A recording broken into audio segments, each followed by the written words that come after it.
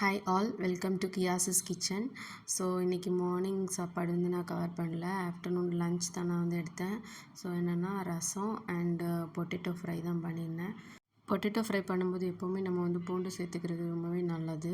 So பாருங்கள், ரொம்ப நல்லாயிருக்கும் இது. ஆக்சுவலி இந்த காம்போ ரொம்ப பிடிக்கும் எனக்கு. ரசம், சாதம் அண்ட் பொட்டேட்டோ அந்த மாதிரி தான்.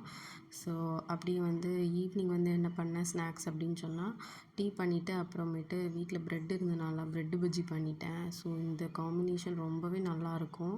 ஸோ எனக்கும் என் ஹஸ்பண்டுக்கும் தான் நான் வந்து டீ வச்சுருக்கேன். அது போக ப்ரெட்டு பஜ்ஜி.